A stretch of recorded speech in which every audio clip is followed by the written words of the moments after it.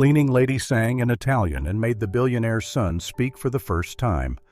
Rosa Bellini, 28 years old, gently cleaned the glass of the Braganza house's library.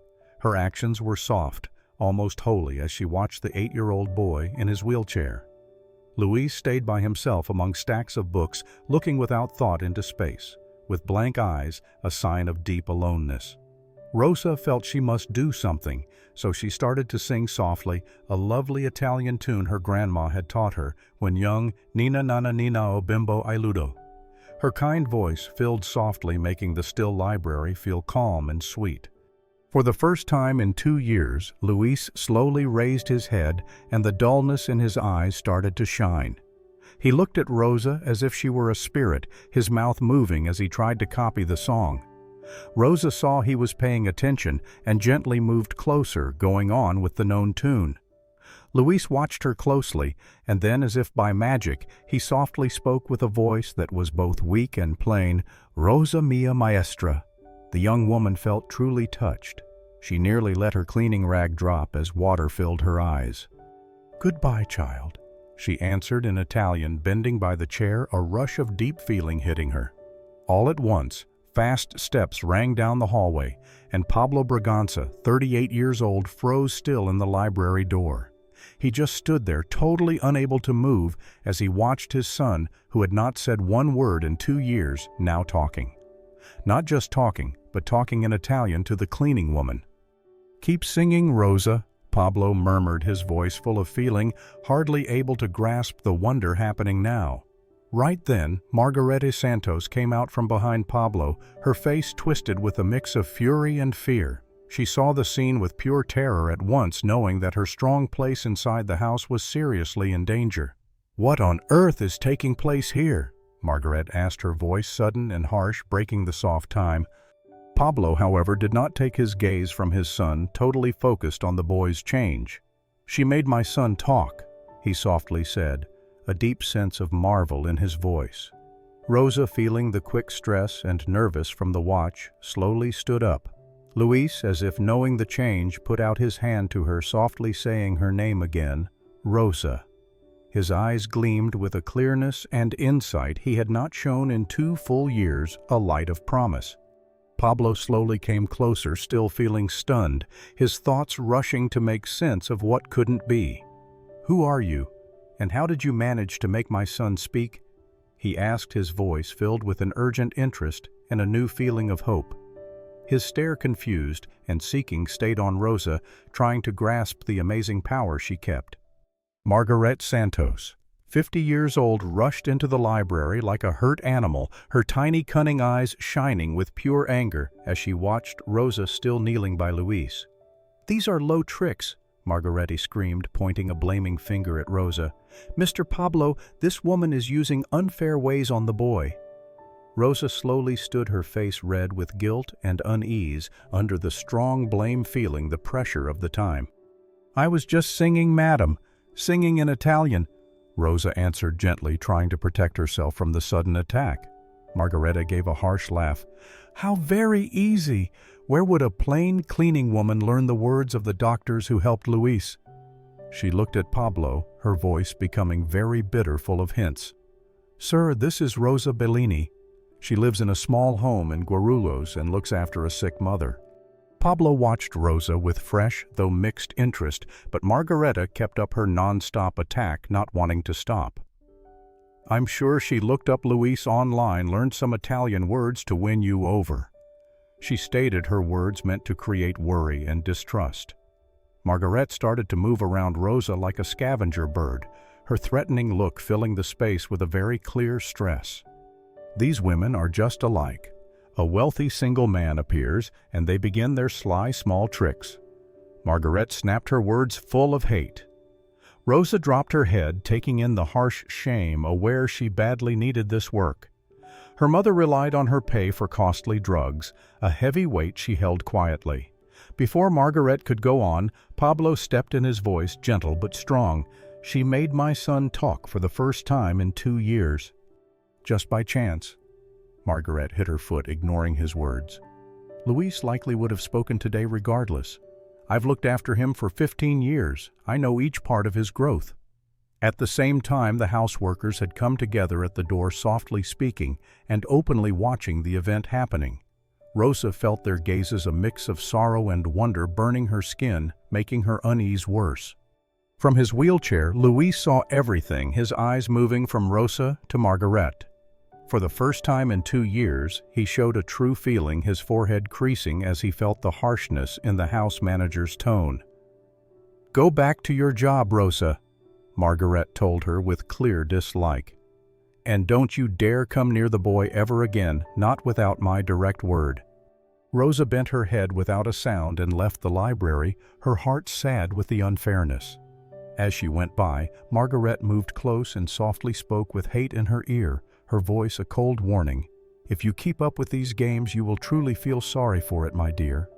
The hidden danger made Rosa shiver, showing a hard road was coming. Pablo Braganza walked around his office feeling worried, a phone held firm in his hand.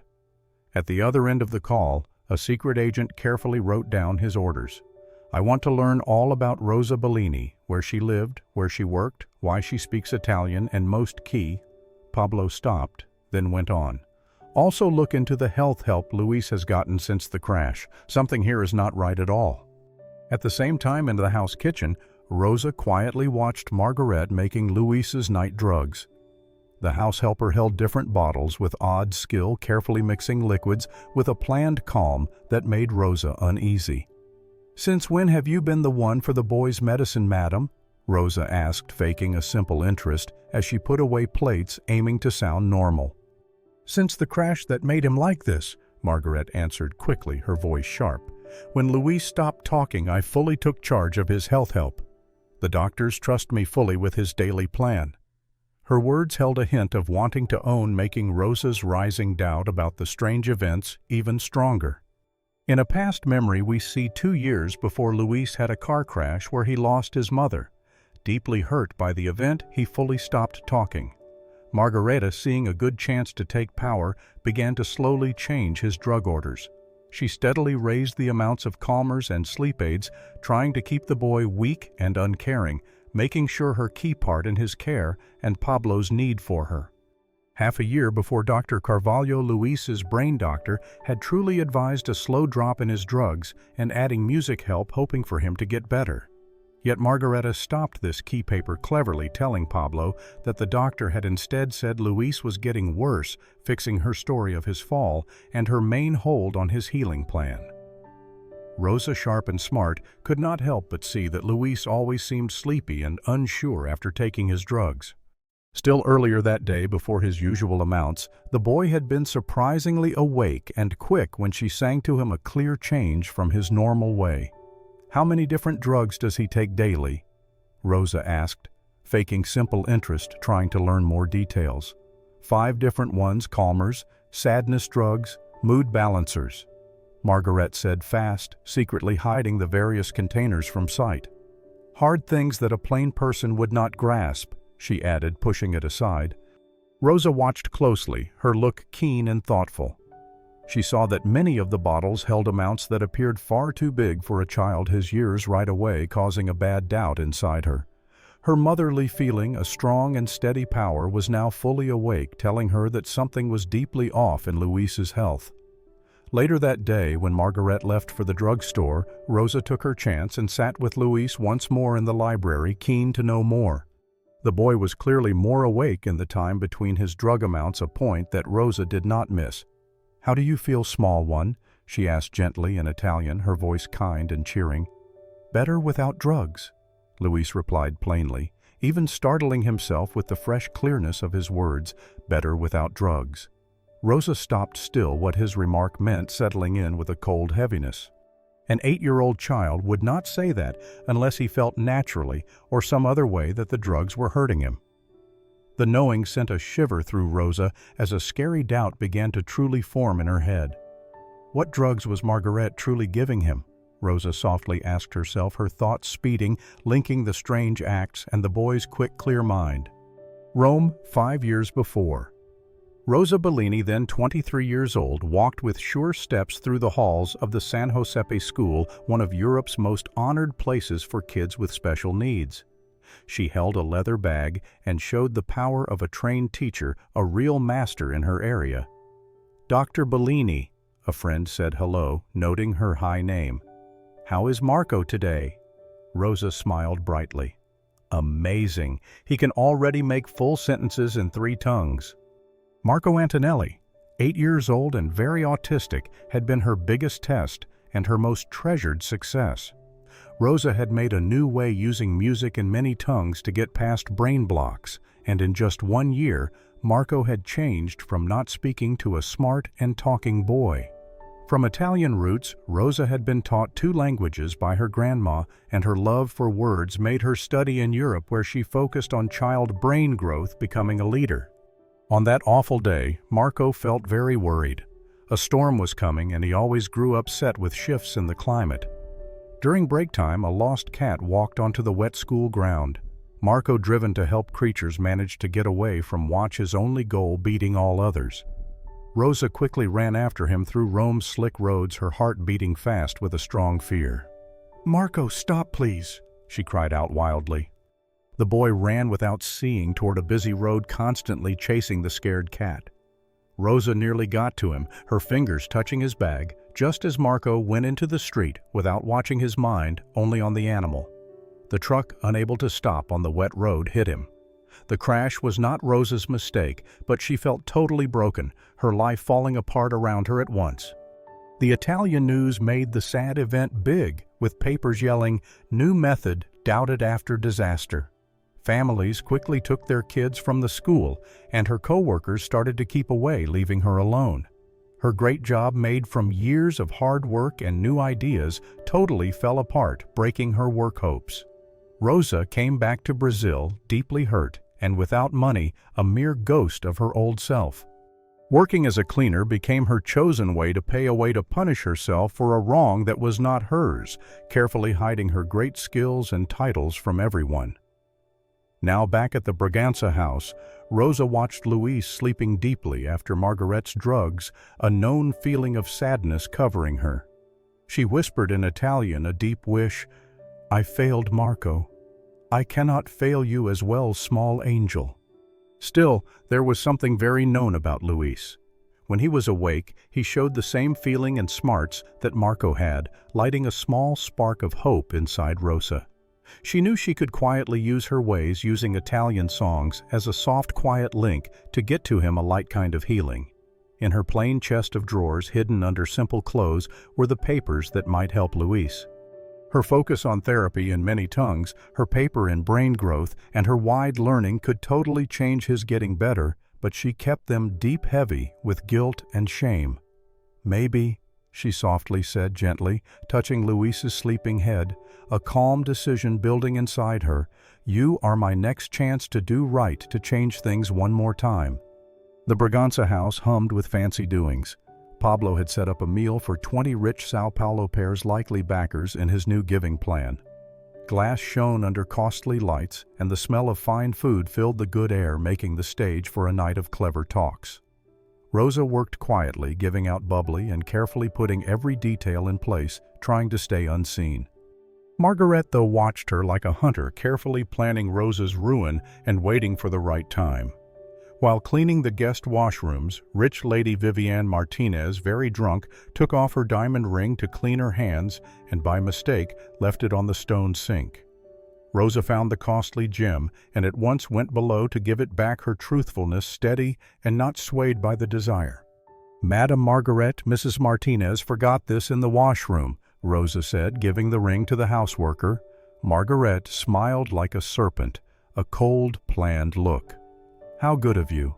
Leave it with me. I'll give it back myself," she softly said, taking the ring with a fake kindness. 20 minutes later, as the guests enjoyed the main dish, Margaret quietly went to the maid's room, her goals evil. She carefully put the ring in Rosa's clothes drawer among her most private items, making sure it would be found there. "Ladies and gentlemen," Margaret said loudly when she came back, stopping talks about costly wines, her voice breaking the soft talk, "I am sorry to tell you that we have found a robber in our home." The guests gave shocked looks while Pablo frowned, puzzled but truly worried for his good name. "Our worker Rosa took kind Vivian's diamond ring," Margaret stated, pointing at the rich lady who had not even seen it was gone. "I've thought of small takings for weeks." "That's not true," Rosa cried out, looking shocked at the room's door, her voice shaking. "I myself gave the ring to you, madam. What a crazy claim." Margaret faked anger, her act perfect. "Ladies and gentlemen, let's all check this bad talk." The shameful line went up the steps, each move a deeper fall into Rosa's sadness. Rosa felt her face grow hot under the judging looks of the rich, their quiet blame a real burden. Margaret opened the drawer with strange show, pulling out the ring like hidden proof, a winning grin on her mouth. "Oh my!" Vivian cried, truly shocked. "I had not even seen it was missing." "I did not take it," Rosa softly said, drops of shame running down her face. "Someone placed it here." Of course she would say that. A guest whispered their doubt plain. They always find reasons. Pablo watched quietly, caught between clashing feelings. Luis's growth was clear, a sign of Rosa's special skills, but the public stress and the solid proof made him freeze. His good name among key money people was at risk, a great weight to carry. "Rosa," he finally spoke, not meeting her begging eyes, the words just leaving his mouth. "Pack your items and leave my home now."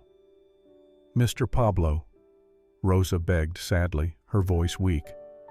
"My mother is sick. I need this work." "Go away," Pablo said again, his voice breaking inside the hurt of his choice clear. From the second-story window, Louise saw Rosa being sent out. For the first time in 2 years, tears fell down his face, and he softly spoke almost too low to hear a sad wish. "Rosa, do not go. Do not leave." His small voice full of sorrow was a sharp change to the fancy mess below, showing a deep shift in his once uncaring life. Rosa walked through Guarulhos roads with one bag of clothes, her sole item the hot sun, looking very different from the cold sadness in her heart. 3 days had gone by since she was thrown out of the house, and each door she tried became a new hit to her already weak pride. "We are not hiring the old helper of an Alphaville house," a woman said flatly, watching Rosa from top to bottom, her view plain. "And truly, after what we've heard of you," Margaret had been chillingly good, spreading tales through the rich WhatsApp groups that Rosa was a robber, wild and unsure. Every rich family in Sao Paulo now knew her lost good name, shutting all paths to work for her. At the town hospital, Rosa held her mother's cool hand. Donna Bellini, 60 years old, was slowly fading away in a weak bed, her wild sugar sickness taking her life bit by bit. "Child, are you fine?" Donna Bellini asked faintly, seeing Rosa's red eyes full of held-back tears. "I am, mother, just a bit worn out." Rosa faked a smile, sadly trying to keep secret her real sadness and the huge load she bore. Her mother's drugs alone cost 800 Reyes each month, and with no pay, Rosa thought how she could ever pay for them, the idea a constant sharp worry. "Mrs. Bellini," a nurse came a paper in her hand. "This month's cost is late. If it's not paid by Friday, we will have to move her to a different hospital." Rosa felt her world breaking down. A new hospital meant sure death for her weak mother. She thought of selling her few pieces of home gear, but knew it would not even pay for a week of care, a lost hope's truth. Leaving the hospital, Rosa saw a sign for cheap plane trips to Rome, a sweet way out. Maybe it was time to go back to Italy to take full loss, she thought. At least there she might be able to teach again, even with her good name forever hurt. Her phone suddenly rang, a strange number breaking through her sadness. "Rosa." Pablo's voice was tight, almost pleading, a clear change from his earlier send-off. "You need to come back now, Mr. Braganza. Louise, he has stopped eating since you went. He will not talk, he will not respond to things. The doctors are truly troubled." Pablo stopped, a deep quiet on the call. "Please, my son is passing away." Rosa came back to the Braganza house, her heart split between hope and worry, the weight of her choice strong on her. Pablo met her in the library, where Luis lay still in his wheelchair, looking into empty space just as he had during the bad days after the crash, his inner spark seeming gone. "He has not eaten any firm food in 3 days," Pablo said, his voice full of blame and sadness. "He will not take any drugs and pushes away anyone who tries to aid him. The doctors are even speaking of forcing him into care, a truly grave step." Rosa went near the wheelchair and softly spoke in Italian, her voice a kind comfort. "Come, small ruler." Luis slowly raised his eyes, and for the first time in days, a light of life showed on his face. He put out a shaky hand to her, a quiet wish for touch. "Rosa, you are back," he softly said, his voice weak but plain, showing she was there. Pablo saw the wonder happen again, tears filling his eyes, a deep sense of ease covering him. "I made a mistake. Pardon me, Mr. Braganza." He spoke with a pause, his voice thick with sorrow. "Mr. Braganza," Rosa spoke strongly, her will steady. "If you truly want me to help Luis, I need full choice to use my ways. No one getting in the way at all." "Whatever." Pablo agreed, full of need, his main goals now very clear. "I'll give you 3 times your old pay." From the door, Margaret watched them, her face twisted with hate. She had lost the first fight, but the war she knew was not done, her will made strong. "And one more rule," Rosa went on, staring right at Margaret, making her plans very plain. "I want to check all the drugs Luis is taking with his doctor. I need to know exactly what he is getting." "That's not needed," Margaret cried out, her voice sharp with anger. "I've been in control of his drugs for 2 years. Margaret. Pablo cut in, his voice now hard as steel, leaving no room to argue. "Rosa will have full power over my son's care. You will work with her totally." The house manager ground her teeth, but gave in with a fake stiff smile, inside planning to speed up Rosa's fall, her anger barely held. "All right," Rosa said, before bending by Luis and starting to sing gently in Italian. The boy at once grew calm, his face softer, a clear change happening under her kind help. "If I can help Luis," Rosa looked right at Pablo, her stare firm and grave, "you will need to hear me about all I find without doubt." "I agree," Pablo said, without thinking that this one promise would in the end change all things, not knowing the deep meaning of his word and the dark truths it would show. Rosa worked quietly with Luis in the library, far from Margaret's watching gaze, using the special way she had made in Italy. She brought in word games and many tongue songs with certain beats and synced breathing moves to draw his mind. "Breathe with me, Luis," she would softly say in Italian. "Breathe in, breathe out, good, go on." Luis did it perfectly, his eyes glowing with more smarts and interest, a clear sign he was waking up.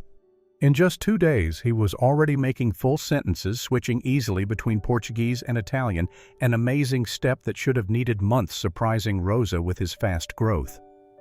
"Rosa, why do I feel better when I don't take the drug in the morning?" Luis asked gently, a deep question for an 8-year-old. Rosa looked troubled. A child his age should not be making that link by himself. "It's like this small one," Louise told with a child's deep thought, as if a mind cloud was going away. "When Margaret forgets to give me the drug early, my head feels more open." Margaret watched them from afar, her worry slowly growing. She could not hear their talks, but she clearly saw Luis's great steps, and each word he spoke was a direct danger to her firm hold over the home. During lunch, Pablo joined them, truly amazed by his son's change, a hopeful smile on his face for the first time in ages. "Dad, Rosa teaches me to think in a new way," Luis said with energy, his strong feeling catching on. "What sort of thinking?" Pablo asked, truly keen. "When I sing in Italian, I can recall things," Luis said. "I recall Mama. I recall when I used to talk earlier." Rosa and Pablo shared knowing looks. The child was telling of getting back bad memories through many-tongued cues, a big step they had not dared to wish for. "Mr. Pablo," Rosa spoke gently, picking her words with care, "I would truly like to speak to Dr. Carvalho about Luis's present drugs. He shows signs that he might be getting wrong amounts, which is troubling." Margaret, who was giving lunch, let a plate fall with a crash, the sound filling the room. "Pardon me, how clumsy of me," she softly said, but her eyes, though faking sorrow, clearly gleamed with held-back anger. Later that day, when they were by themselves, Louise softly told Rosa, sharing a scary secret. "Rosa, sometimes I act more unsure than I truly am." "Why?" Rosa asked, truly shocked by his telling, a feeling of worry slowly coming. "Because when I show I am better, Margaret gets mad and adds to the drug," Louise said with a simple mind that was truly scary. Rosa hugged the boy, her heart hurting for him. The child had made a clever way to protect himself against his own caretaker, a proof of the bad feelings he had suffered. In Pablo's office, Secret Agent Jose Carlos gave him a large envelope. "Mr. Braganza," he started, "here is all about Rosa Bellini. Get ready because it is quite shocking." Pablo worriedly opened the file, his hands shaking a bit with waiting. Pictures showed Rosa in fine uniforms with happy kids in a rich school in Rome, a strong change from her life now. News stories spoke of a new way and a brilliant teacher. She has a high degree in teaching study. Jose Carlos said, his voice showing the weight of his facts. She's an expert in child brain growth, speaks 9 tongues well, and one of Europe's most honored workers. Pablo flipped the pages, each find stunning him more, making him doubt all he thought he knew of her. Why would a doctor-teacher be working as a cleaner? He thought aloud. Here is the cause. Jose Carlos spoke, pointing to striking news words: sadness in Rome. Student dies during help. Teacher leaves Europe after crash. Pablo read the facts of Marco's crash, feeling deep pity for the hurt Rosa must have felt, but the main check had fully cleared her of any fault for the sad event. So she was not to blame? Pablo asked, his voice almost a breath, a flash of insight coming to him. No way. The crash was called a death, but news pressure ruined her good name in Europe, Jose Carlos said, finishing the sad tale. At the same time, Rosa quietly checked Luis's drug bottles in the kitchen, her health knowledge at once seeing things that were off. Using her skill, she put pictures of each drug on the internet, noting amounts and looking up how drugs mix. Her findings were scary. Louise was getting almost grown-up amounts of sleep drugs, needless calmers, and a risky mix that could cause bad brain harm. "Oh my," Rosa softly said, matching them to old drug orders she found, knowing how huge the lie was. Dr. Carvalho had only ordered a light calmer, a clear difference from what Louise truly took. Where did all these other ones come from? She thought, a cold doubt forming. In his office, Pablo kept taking in the facts from the file. So Rosa is just who Louise needs, he thought, the twist not missed by him. Seems so, yes. But sir, Jose Carlos paused, then went on. I also checked Luis's drugs as you asked. Dr. Carvalho is trying to call you fast. Pablo at once grabbed the phone. Dr. Carvalho picked up on the first buzz. Mr. Braganza, I have at last found something very bad. Someone has been changing my drug orders for 2 years. Luis should be taking just 1/10 of his present drugs. Pablo felt his blood turn cold, what the doctor's words meant hitting him hard. What do you mean? He asked, his voice tight with rising fear. The drug orders I get back have fully new amounts than what I give. Luis is being always given too much. Pablo ended the call, his mind spinning, a storm of thoughts rushing in his head. Rosa had hidden skills that could help Luis, and Margaret might be always hurting his son with drugs.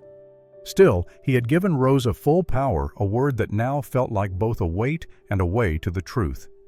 At that same time, yells burst from the library, showing another quick change in the growing story of their home. Margaret waited for Rosa in the back hall, having heard Pablo's talk with the doctor. Her act of a smart governess had fully dropped, showing pure need and meanness. Very smart. Aren't you, small doctor? Margaret said the words with hate poison coming from each sound. I thought you could trick me always. Rosa stopped cold, a shiver moving through her. What are you speaking of? I have known just who you are for months. Rosa Bellini, the famed teacher, New Way, and the one to blame for Marco Antonelli's end, Margarete said with a mean smile. I looked up all when you began to put my place at risk. How do you think I'd let a new person near this family without checking? Margaret moved around Rosa like a hunter enjoying her time of strength, liking the fear in Rosa's gaze. Think when Pablo finds out he gave his son to a killer. Marco died by chance, Rosa cried out, her voice weak, the old hurt coming back. The check cleared my name. The main check. Yes, but the Italian news did not feel that way. Margaret harshly laughed. I saw all the main words new method doubted. Sadness during help. Families took kids from school. Rosa leaned on the wall, living the bad dream again, the unfair claims, the public shame, the blame she still held, though knowing she was not truly wrong. What do you wish? Rosa asked, her voice broken. Easy. You will leave this home by yourself tonight. Margaret spoke, coming near her in a bad way. Or next day, Pablo will get a full file on your past news words, pictures of the crash, strong stories.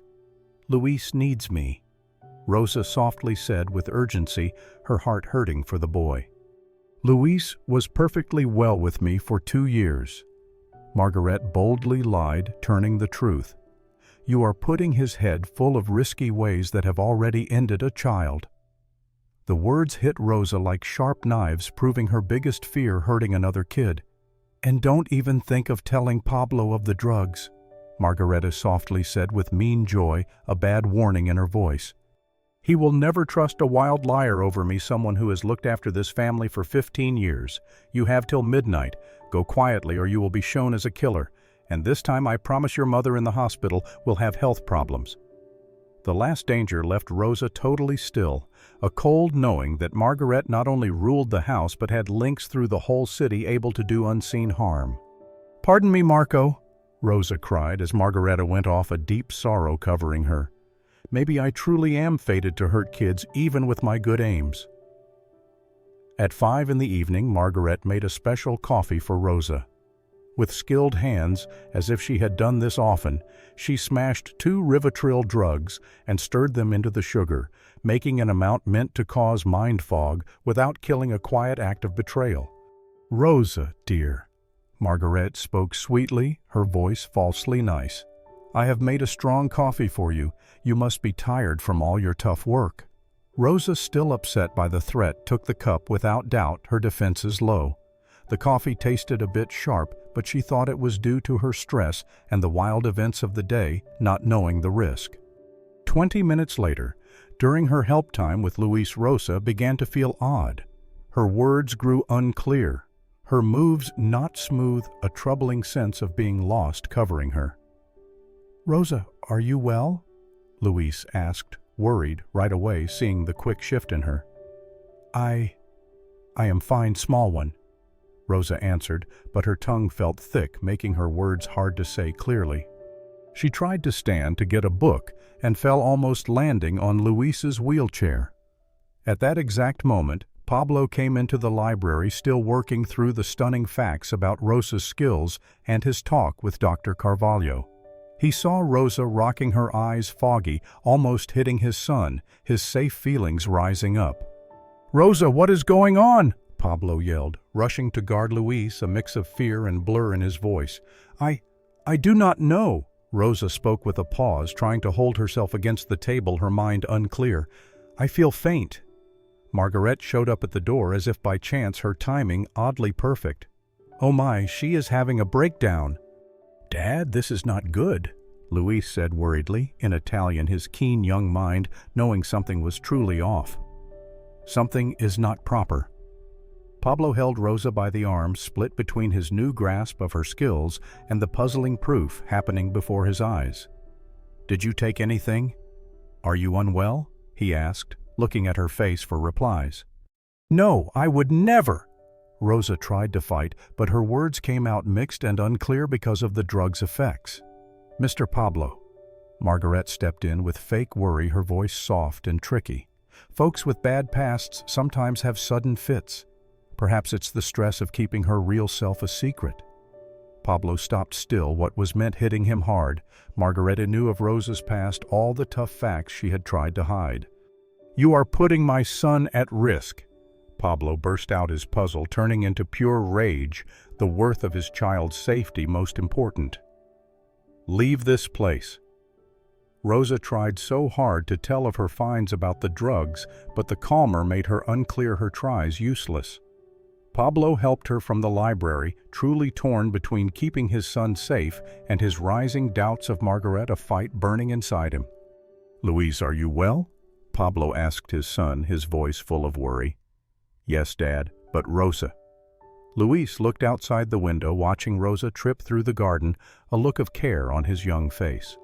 In the hall, Rosa leaned on the wall, fighting the drug cloud in her head.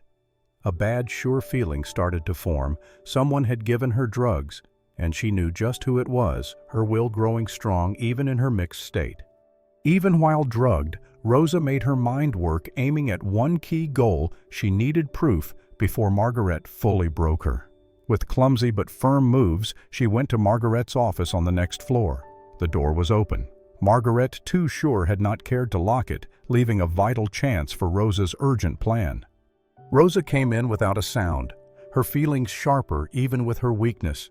The office was a safe place of strong control, with neatly put files, pictures of the family at each step, and a computer still on which at once drew her eye. Rosa got onto the computer, her learning and school tech starting up. Despite her state, her talents still good even through the fog.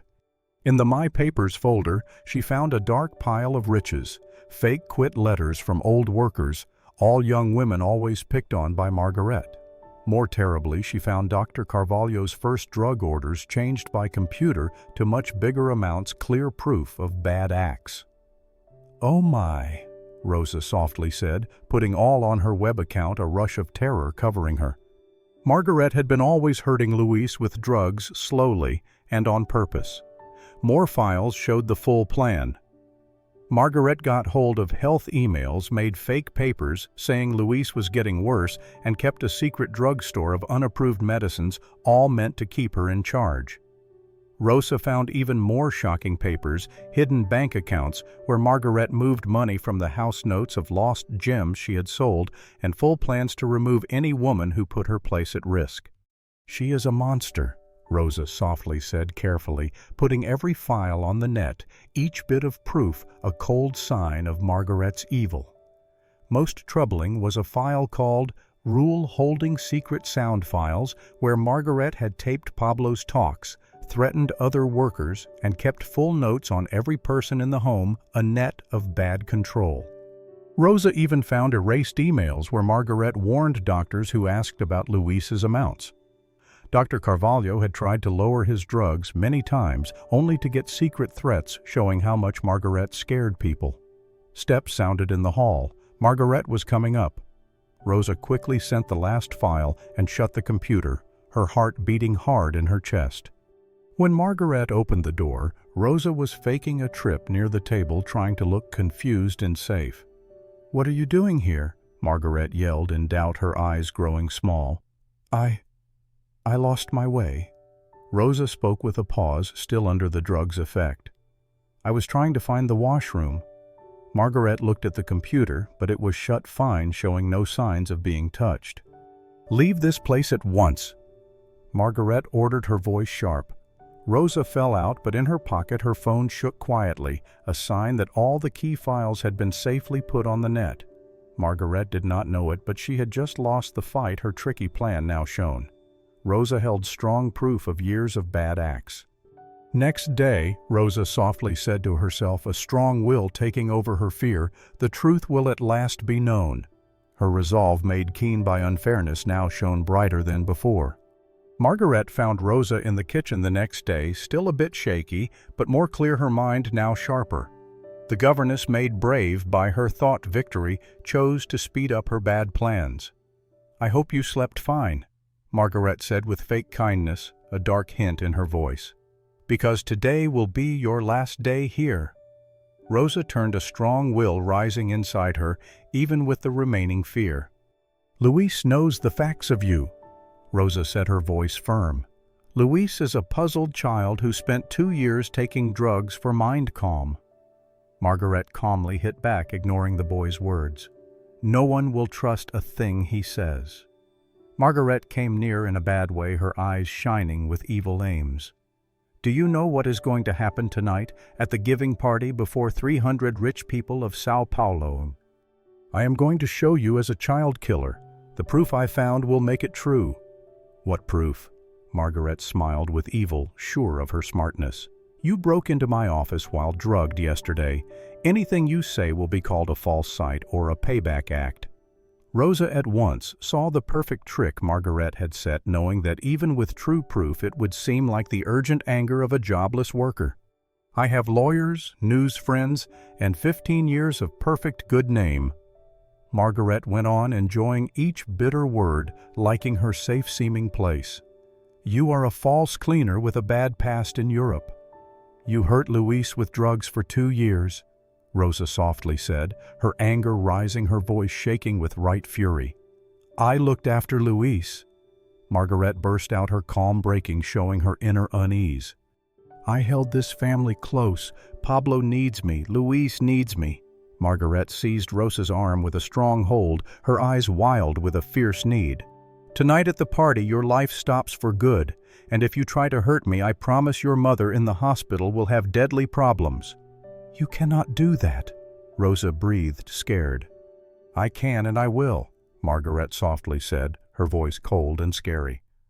"I know people in every hospital in town. A drug mistake, a wrong amount, things just occur."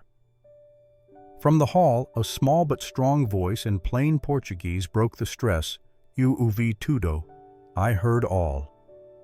Louise stood at the kitchen door, his eyes glowing not with childlike pureness, but with bold will, a sudden and surprising hero. "Louise." Margaret made a sweet smile, her face growing white with surprise and fear. "Go back to your room, dear." "No." Louise answered simply, his voice firm. "I heard you warn Rosa and her mother.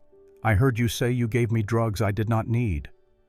Margaret's face turned gray, her neatly built front falling apart before her eyes. The boy she had ruled for 2 years, the one she thought was weak and unclear, was at last fighting back a strong power she had not valued enough. "Rosa," Louise said in Italian, his voice strong with goal. "Questa sera mostreremo la verità a tutti." Tonight we will show the truth to all. The game had fully shifted, and Margaret was now truly trapped, her time of fear suddenly at risk by an 8-year-old boy. Louise waited for Margaret to go for her afternoon jobs before looking for Rosa in the garden. She was seated on a bench in her mind, setting up her plan for the night, trying to find an escape from the hard state. "Rosa," he said in Italian, coming near her in his wheelchair, his voice calm and strong. "May I help?" Rosa looked up, her face full of worry. "Small one, this is too risky for you." "No more risk than letting Margaret go on," Louise answered with a great wisdom that hid his age. "She hurt me for 2 years. Will she not hurt other folks as well?" Rosa bent by his wheelchair, her eyes fixed on his. "What do you have in mind?" "I know where she keeps key papers," Louise said, his voice soft and secret. "In her hidden office drawer. I saw her opening it many times when she thought I was asleep." "Louise de Pers do not want you to," Rosa started, but he cut her off, taking her hand firm. "You showed me to be bold again. You showed me that I can fight when something is bad." Rosa felt tears rising. This boy who had felt such deep hurt and forced drugs was choosing to fight for what is fair, his bravery shining clear. "Are you certain?" Rosa asked, wanting to make sure of his will. "Totally sure," Louise answered in strong Portuguese, his belief steady. "Margaret will try to ruin you tonight, but if we have real proof as well." "I already have computer proof," Rosa said, a flash of win in her eyes. "I managed to save her computer files yesterday thanks to your act of drawing away." "Then we need the real papers too." Louise thought his mind keen. "So no one can say you made it all, and the proof cannot be denied." Rosa hugged the boy, full of respect for his amazing bravery. "You do not need to do anything unsafe. Just tell me where the papers are." "No," Louise said firmly, moving back a bit. "I am coming with you. It is time for Margareta to pay for what she did to me and to my mother." Rosa looked troubled, a new strange thought forming. "Your mother?" she asked, her voice soft with question. Margaret always said that Mom passed because I drew her mind away in the car, Louise said with sadness, his voice full of a hurt that was sharp and truly felt. But yesterday when you sang, I recalled the truth. Margaret was fighting with Mom. She caused the crash. Rosa felt totally stunned, the fact like a blow to her stomach. Margaret had not just hurt Louise with drugs, but she might have also caused his mother's death, an evil act beyond words. Tonight, Louise softly said with strong will, his young eyes firm with purpose, we will find fairness for all. The moon came up lighting two unlikely fighters, a hurt teacher and a brave child, joined against a foe who had badly judged them both set to meet their last test. Tonight, Rosa softly said, matching his feeling, the truth will at last come out. The moon came up lighting two strange fighters, a hurt teacher and a brave child joined against a foe who had misjudged them both. Tonight, Rosa softly said, a calm will in her voice, the truth will at last be known. The Braganza house hummed with fancy doings, a rush of readying for the night's big event, a false show of normal life. Workers carefully set out costly flower shows, checked sound gear, and made the main hall ready for 300 key guests. Pablo's yearly giving party was the most awaited event for Sao Paulo's rich, a display of might and kindness. Pablo quietly called Dr. Carvalho, his voice low and fast. Doctor, I need you to come to the party tonight. Bring all the papers about Luis's first drug orders. It is time to show the truth. Rosa worked quietly, giving out small foods and watching Margaret's every step, noting small signs of the governess's worry, a slight shake, strong checks of the mic and screen showing her outer calm. Tonight will be perfect, Margaret softly said to herself, checking the sound, a cold, sure feeling in her voice. Truly perfect, she said again, not knowing the big disaster coming for her. In Luis's room, Rosa and the boy looked over their last plan, the final points finding their spot. Rosa put the proof on a small drive, making all easy for a fast show. Are you sure of the papers in the drawer? Rosa asked in Italian, checking his memory twice. Yes, Rosa, Luis answered simply, his belief strong. She always keeps key papers there. Rosa checked the drive's items, changed drug orders, pictures of fake bank accounts, sound files of warnings, solid proof that would totally ruin Margaret's good name and strength. What if she tries to stop us? Louise asked with a hint of child worry, the weight of their plan heavy on him. Then your dad will help us. Rosa smiled to calm him. He already knows of the bad drugs you were taking. In the kitchen, Margaret ended a phone call, her voice soft and secret. Yes, I want 3 news writers here by 8 o'clock. I have a story of a child killer. At 7 in the evening, the first guests started to come, their rich clothes filling the grand door.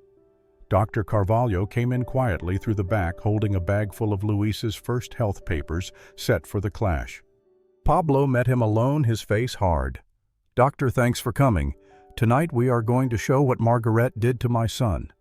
I am ready, Mr. Braganza. Dr. Carvalho answered, his own will strong. I have all the real drug orders I made for Louise, clear proof of her changing things.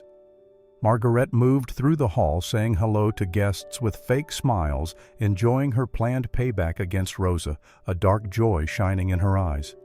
In the library, Rosa softly spoke to Louise, a last check. Ready, small one? Ready, Rosa. Louise answered with plain bravery, his little face firm with will. Let us say the truth. Carlos, the sound man, came near Rosa quietly, as Pablo had told him to help her when needed a quiet friend in their fight. Madam Rosa, Carlos softly said, when you need the system, just give me a sign. Rosa nodded, thanks, her heart beating fast with waiting. All was carefully made ready for the last showing, the peak of weeks of thought and calm challenge, set to break the house's false front and show the dark facts inside. The main hall had never seemed so fine. 300 guests in evening clothes talked business while sipping French bubbly, the Sao Paulo rich at their best, showing off a feeling of smart trust. Margaret walked through the crowd like a ruler, shining in her best dark blue dress, fixed with beads, smiling brightly as she got ready for her bad show, a flash of waiting in her eyes. Madame Margaret, A news writer from Veja came to her keen for a big story. "What fiery tale do you have for us?" "In a few moments," Margaret softly said, with mean joy, her voice low and sure, "you will have the main news of the year." Pablo then stepped onto the stage, taking the mic for his usual talk, and the crowd grew quiet with respect, drink glasses held in waiting. "Friends, thanks for being here." Pablo started subtly looking for Rosa at the rear of the room. "This year, our party holds a very special sense." "Mr. Pablo," Margaret broke in, stepping onto the stage with firm will, stopping him mid-word. "Before you go on, I need to make a fast safety alert." The crowd softly spoke with interest, feeling a big change coming, while Pablo faked shock, though he had been waiting for this exact time. "Ladies and gentlemen," Margaret said loudly, her voice echoing through the space, "I am sad to tell you that we have a risky person here, a woman who keeps a bad past hidden." Rosa took a deep breath at the back of the room, making herself ready. Next to her, Louise was wisely placed near the sound table where Carlos waited for his words, their quiet plan starting. "This woman is to blame for the death of an autistic child in Italy," Margaret cried loudly, pointing at Rosa. She used new ways that led to the end of 8-year-old Marco Antonelli. The crowd showed mild shock, polite whispers instead of wild shouts. The Sao Paulo rich kept their calm even when facing bad news, used to such big showings. "Rosa Bellini worked here as a cleaner, lying of her true self, hiding her bad past." Margaret went on with her act, her voice full of fair anger. Some guests softly spoke to each other. Others watched Rosa with a mix of wonder and doubt. The response was more careful than wild, a planned thought, instead of a burst of feeling, letting Pablo keep his stunned look. Pablo stayed on stage looking shocked, but inside, ready for his role in their opposing plan. "This woman," Margaret pointed with drama, making sure all eyes were on Rosa, "put our kind Louise in risk using the same ways that ended a child in Europe." Dr. Carvalho, wisely placed in the hall, watched all with expert care, his health skill set to prove the truth. Margaret smiled in triumph, thinking her win was safe. But Louise, not seen by her, gave a quiet sign to Carlos at the sound table. It was time for the truth to be shown, and his sign started their plan. Margaret then ordered that the Italian news words she had gathered be put onto the big screen: "Sadness in Rome, crash during help teacher leaves Europe." The pictures were strong, sharply blaming Rosa. "See with whom we gave our children," Margaret said loudly, her voice full of fake fear. "A woman who led to the death of a child with risky ways." Rosa stayed calm in the middle of the hall, her pride steady. The rich people's looks were a mix of wonder and judging, but not wild fright, feeling there was more to the tale. "She lied of all," Margaret cried out, showing papers. "She hid her true self, snuck into our home, and put Louise in danger." The crowd showed fine, soft talks. Rich women softly spoke, businessmen frowned, and news writers keenly wrote notes, catching every big detail. "How did she get past the safety check?" one voice asked gently, feeling what it meant. "What sort of ways did she use?" another asked with calm worry, trying to grasp the facts. Pablo watched from the stage, skilled at playing his part as a shocked dad, but inside, ready to flip the story at the right time. "Mr. Pablo," Margaret faced him, faking tears, her act reaching its top. "Pardon me for showing this to all, but I could not let her keep on threatening Louise." Rosa kept her pride, letting Margaret reach the highest point of her act, knowing that every lie was being carefully written down by the news writers there. "This woman is a hunter," Margaret pointed loudly, her voice growing in blame. "She looked into our family, found Louise's hurt, and used it to sneak into our lives." The rich seemed sure, but in a quiet way. There were no yells or losing control, only kind disapproval and worried soft talks. Margaret felt win in her hand when a clear voice suddenly rang through the hall, breaking the fine talk. "Margaret is lying." Everyone turned to see Louise showing up at the door in his wheelchair, wearing a small suit like a fine man. For the first time in 2 years, he stood before a crowd, a bold person going against what was thought. Louise Pablo ran to guard his son, shocked by his quick showing. "You should not be here." "Yes, Dad," Louise said simply, his voice strong and steady. "I should. Margaret is not saying what is true." The hall became fully quiet. An 8-year-old child deeply hurt was facing a well-thought-of governess, a time of deep weight. Margaret made a motherly smile, trying to get back control. "Dear Louise, you are mixed up." "I am not mixed up," Louise answered with a plain firmness that awed all in the room. "I want to tell you what truly took place." Louise put his wheelchair in the hall's middle, a bright light of truth. Pablo gave him the mic, and his childlike but clear voice echoed for 300 people, holding their full notice. "My name is Luis Braganza," he started with grave thought. "I stopped talking when my mother passed, but not because I felt too sad. It was because Margaret said it was my error."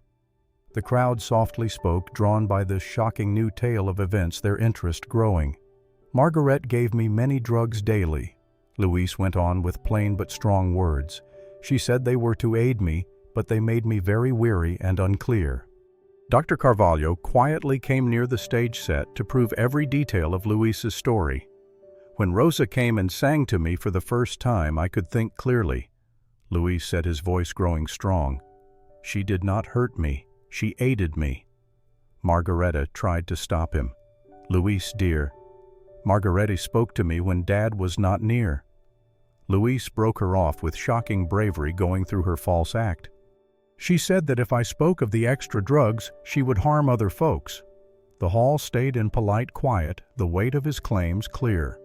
This clearly hurt child was making grave bad claims against a trusted person. "She gave me drugs the doctor did not order," Louise simply said. "I knew because I learned to read the names on the small bottles." Dr. Carvalho then stepped onto the stage, a strong friend. "Ladies and gentlemen, I am Luis's brain doctor. I proved that he was getting drugs totally wrong for a child." "This is crazy," Margaret cried out, but her voice shook wildly, showing her fear. "This boy has issues. Is he faking this?" "I am not faking it," Louise said calmly, pulling a small sound tool from his pocket, a stunning piece of proof. "I taped you when you spoke to me."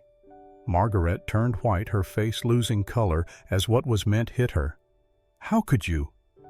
Louise pushed play, and Margaret's clear voice rang through the hall, certain proof of her tricks. "If you tell your father of the drugs, I will hurt Rosa and her mother. Do you wish that?" The crowd showed calm but real shock, the proof clear, certain. "Rosa aided me to recall things," Louise went on bravely, his voice echoing with fresh power. "Like the day my mother passed." "Louise, no." Margaret tried to come near, but Pablo strongly stopped her way, guarding his son. "Margaret was fighting with my mother in the car," Louise said with a small but firm voice. "Yelling of money. My mother grew worried and wrecked the car."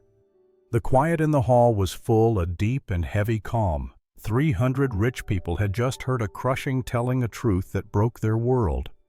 "Rosa showed me that the crash was not my error." Luis ended, his voice clear and strong. "It was Margareta's." All eyes looked at the governess, who was now totally trapped in her own tricky snare, her rule of lies brought falling down by a bold child. Rosa walked calmly onto the stage, her calm, steady, her goal plain. Carlos, the sound man, helped her link her small drive to the system, a quiet act of help. Her voice echoed clearly through the hall, taking notice. "Ladies and gentlemen," Rosa started in a work-like way, her eyes moving across the shocked crowd. "Margaret is right on one point. I lied of my true self, a needed wrong." The crowd, now more open after Luis's strong words, listened closely. "I am Rosa Bellini, a doctor in mind teaching and expert in child brain growth. I worked at the San Josepe School in Rome, a very honored place." Pablo faked shock, his act real, but inside he smiled, knowing the truth was at last coming out, a much-hoped-for time of proof. "Marco Antonelli passed in a sad crash," Rosa went on, her voice strong, admitting the hard past. "The main check fully cleared my name, but the sorrow and hurt of that loss brought me to Brazil looking for a new start." Carlos turned on the screen, and on the display neat and clear papers showed Dr. Carvalho's first drug orders side by side with Margaret's changed ones of visual blame. "Margaret changed drug orders for 2 years," Rosa said calmly, her words breaking the quiet. Louise should have been taking a light calmer. Instead, she was giving him adult amounts of sleep drugs, a scary act of bad treatment. Many doctors in the crowd at once saw how serious the state was, softly speaking worriedly to each other, their work morals truly hurt. Dr. Carvalho then went onto the stage holding his bag full of papers, a key witness. "I prove that all the drug orders shown are fakes of my first orders," he said, his voice strong and commanding.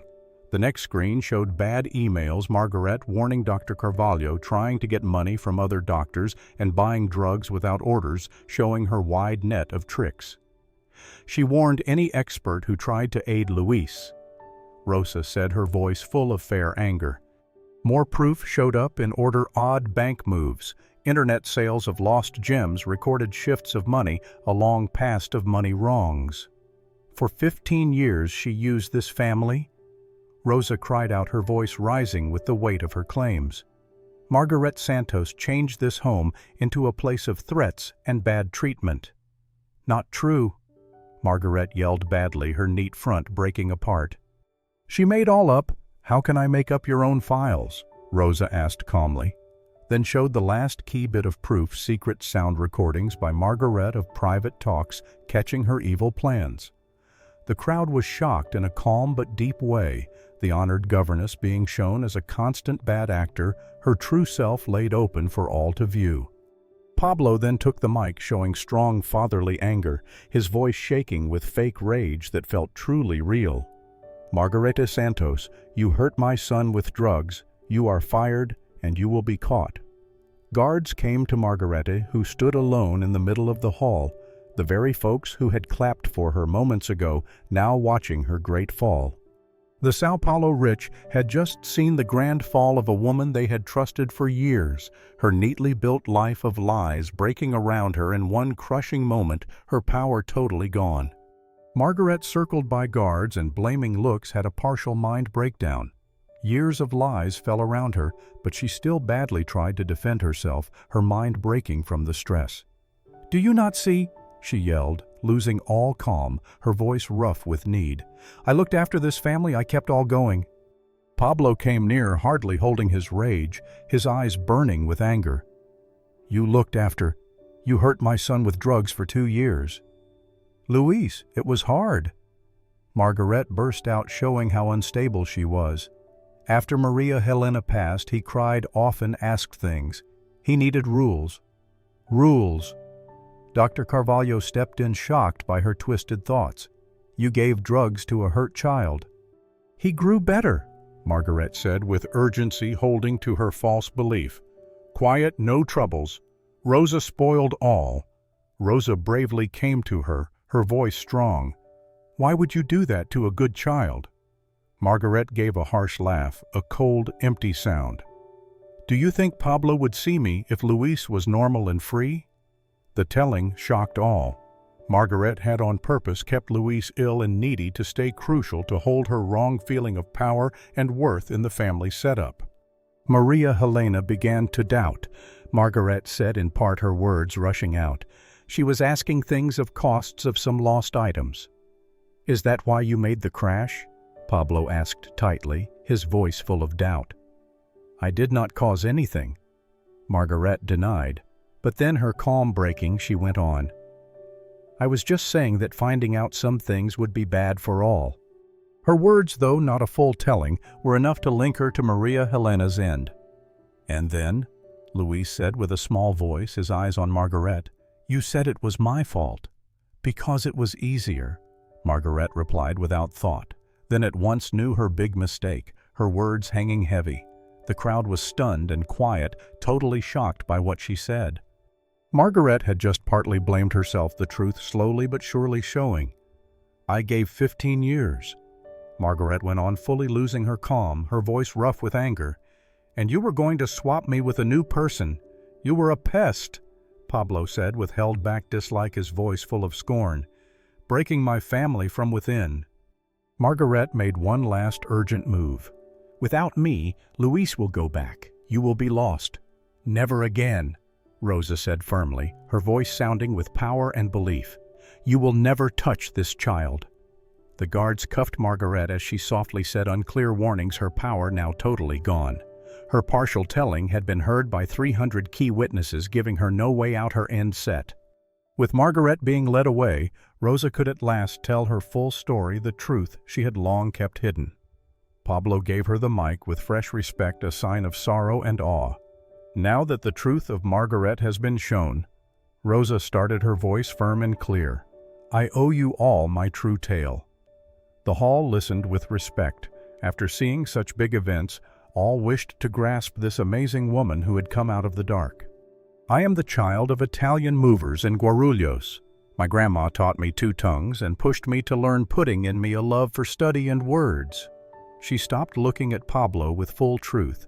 I managed to get help for school to Europe, where I focused on kids with special needs.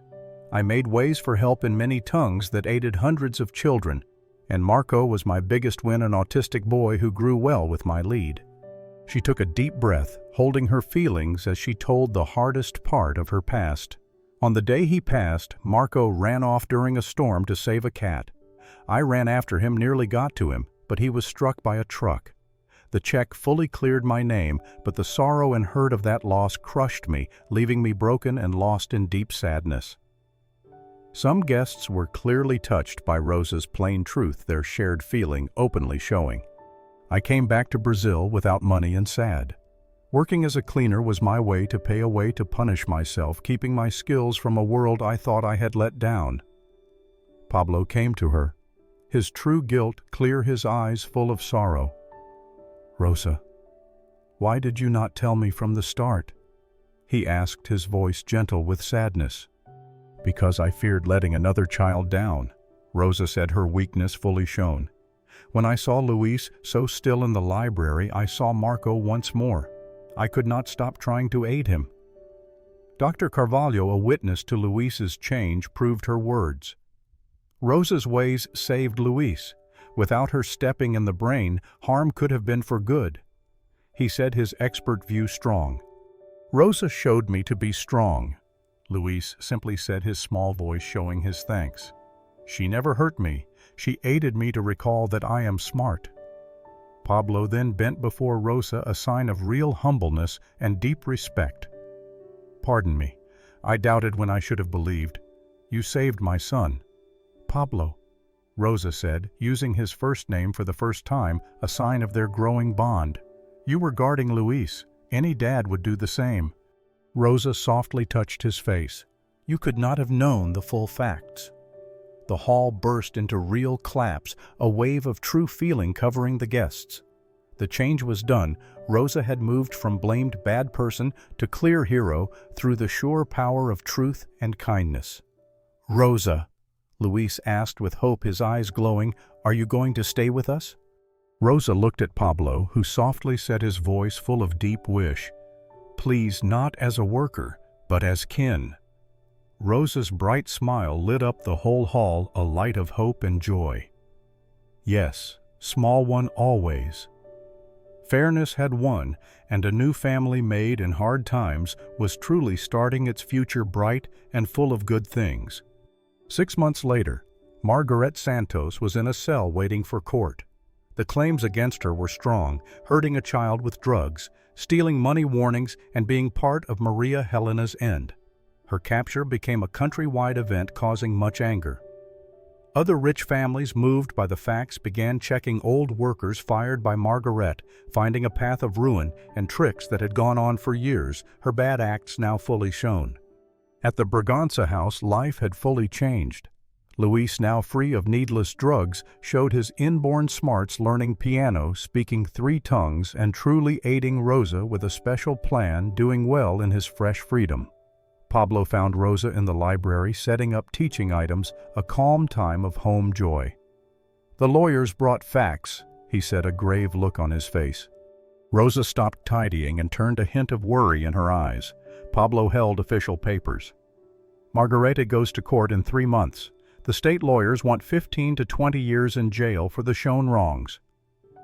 And the other families? Rosa asked, truly worried of how much Margaret had hurt. 12 old workers have already given talks. Margaret's way harmed many folks, leaving a path of pain. Pablo said, his voice hard. Pablo sat by Rosa, taking her hand. She will not hurt anyone again. Dr. Carvalho came in with a happy smile, a light of good news. Louise is officially well. Checks show no brain damage, full health success. It was not just drugs. Rosa smiled meekly, turning away the thanks. It was love calm, and science used right a whole way to get better. Louise then showed up lively and bright. "Rosa, I finished my story about our trip," he cried out.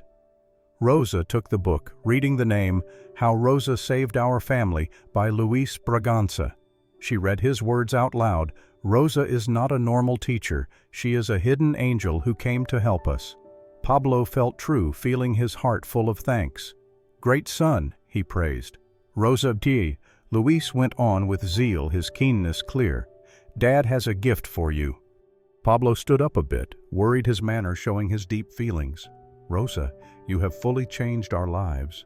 Luis has a family once more, and I have found again hope and joy." Rosa smiled in a cheering way, seeing his worry, feeling the weight of his next words. "I want to give you more than a joint share in the school." Pablo went on, taking a deep breath, his eyes fixed on her. "I want to give you my heart if you will agree to make a family with us." Rosa looked at Luis, who nodded with zeal, then to Pablo, whose eyes shone with real love and hopeful waiting. "Yes," she softly said, her voice full of feeling, "I take all." Hugs, happy tears, and laughs filled the room. The family was at last whole, their ties strong, their future bright.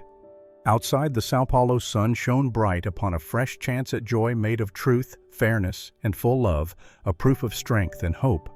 Love had beaten evil forever, its wind echoing through the very core of their lives, bringing calm and joy where there had once been sadness. The house, once a place of hidden things, now hummed with the warmth of a real home, full of laughs and light. The Braganza house's main hall still rang with the claps of the 300 guests, a held-back energy in the air. Pablo, still on stage, took the mic, his hands shaking a bit with a mix of feeling and worry. "Ladies and gentlemen," he started, his voice growing strong and sure. "Before we end this amazing night, I need to do something I should have done long ago, a deep statement." The crowd, still thinking of the big events, respectfully grew quiet, waiting for his next words. Rosa watched from the hall's middle, a look of shock on her face. "Rosa Bellini," Pablo called out, putting out his hand to her, a sign of deep welcome. "Please come here." Rosa paused, a small flash of doubt, but Louise cheered her. "Go, Rosa. Dad has something key to say." She walked toward the stage under the wondering looks of the Sao Paulo rich, her steps even but firm.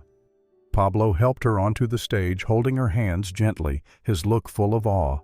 "This amazing woman," Pablo said into the mic, but looking right into Rosa's eyes, his voice thick with feeling, "not just saved my son, she saved our whole family. She showed me that real value is not in names or cash, but in the power to love fully, a truth I truly needed to grasp." Rosa felt tears rising in her eyes. The realness in Pablo's voice was clear, strong, and deep. "Rosa, you came to our home as a cleaner, but you were a hidden angel.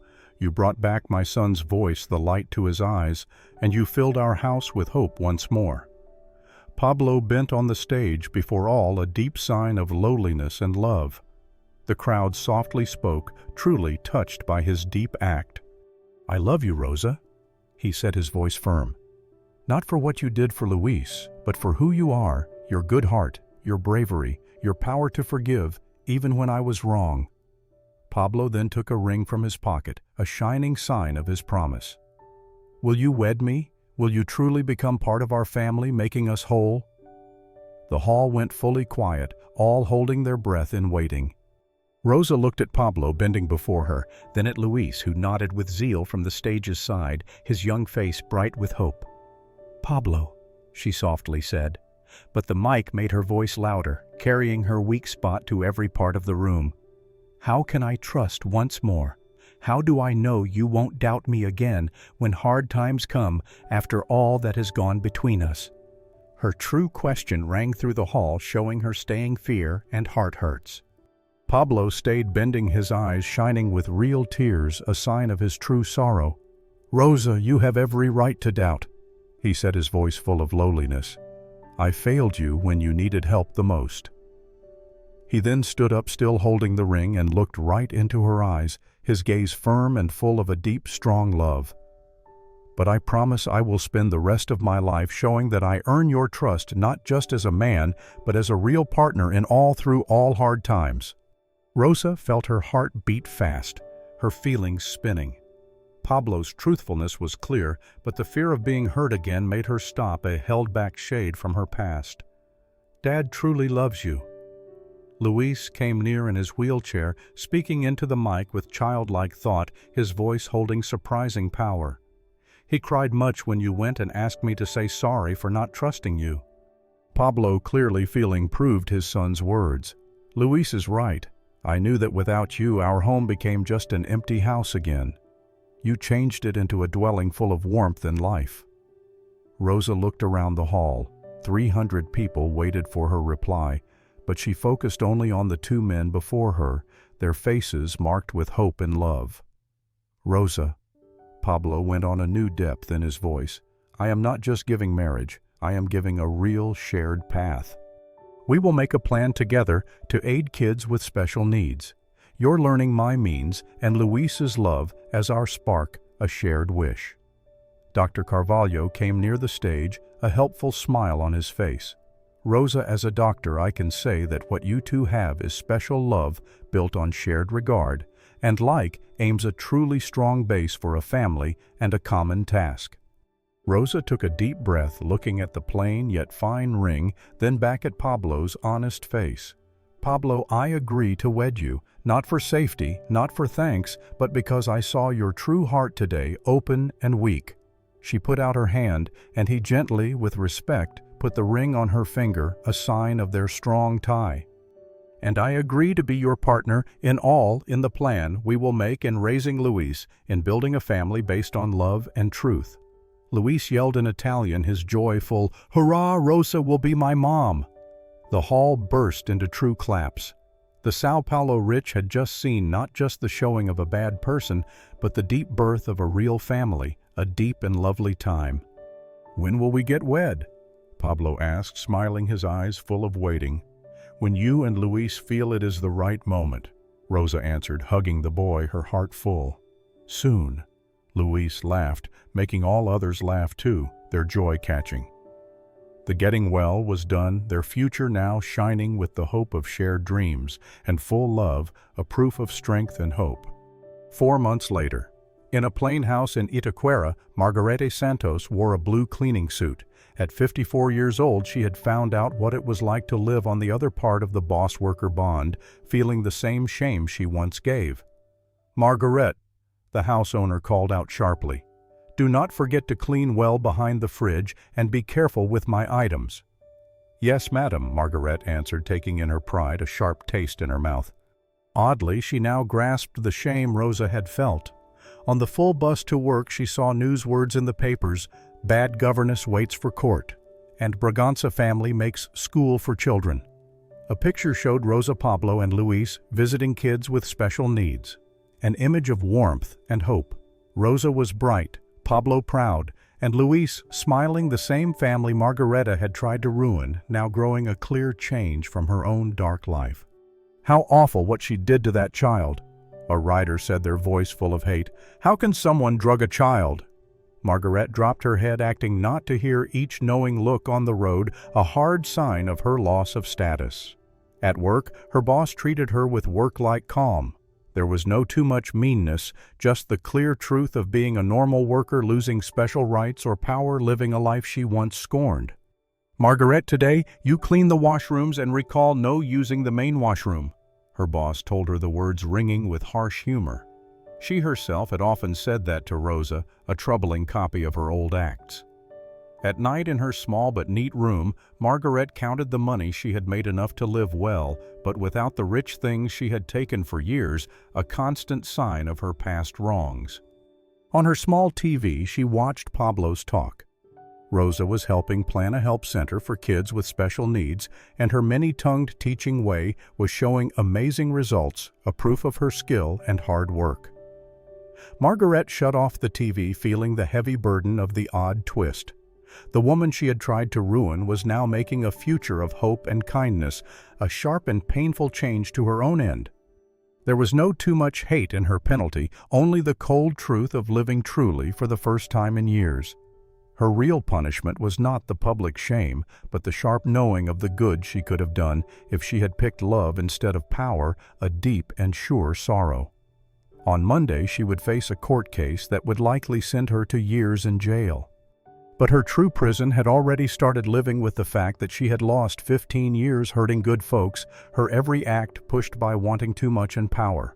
Her fall was right and needed a long-delayed outcome for her constant harshness, a good end to a life of lies and evil.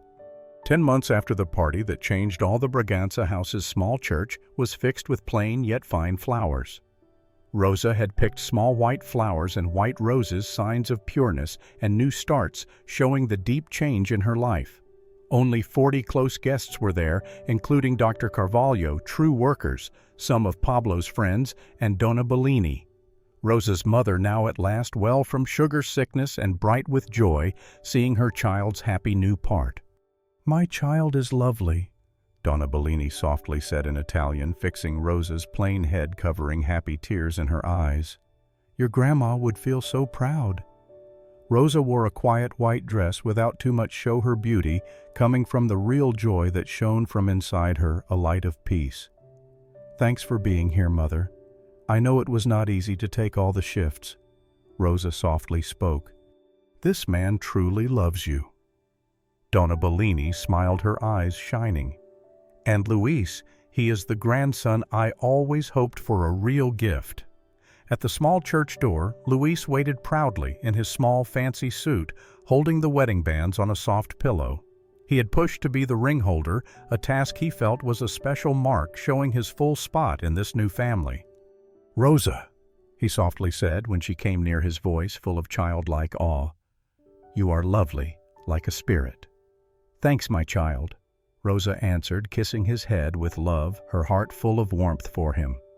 Pablo stood at the altar wearing a plain suit, his eyes shining bright as he watched Rosa walk to him, a sight of pure happiness.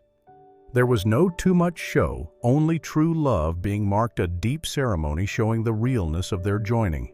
The priest, a family friend for many years, led the service with a touching plainness, letting the true sense of the promises be felt deeply. "Pablo and Rosa," he started, "you found each other through hard times, but you have made a love based on truth and shared regard." During their promises, Pablo said, his voice strong and plain, "Rosa, I promise never to doubt you again.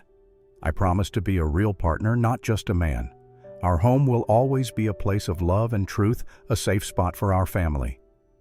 Rosa answered with a feeling voice, her own deep promises echoing in the close space. "Pablo, I promise to love you and Louise fully.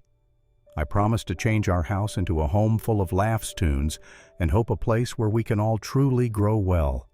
When they swapped rings, Louise naturally cried out, his voice full of pure joy, "Now we are a real family." The small church burst into feeling laughs, a group letting out happiness. Dr. Carvalho quietly dried tears, truly touched by the sight. "I say you are man and wife," the priest said, his voice bright. "You may kiss the bride."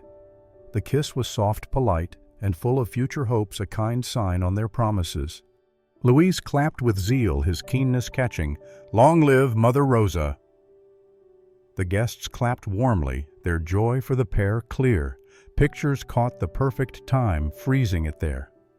"Where are we going for our trip after marriage?" Pablo asked, a fun sparkle in his eye.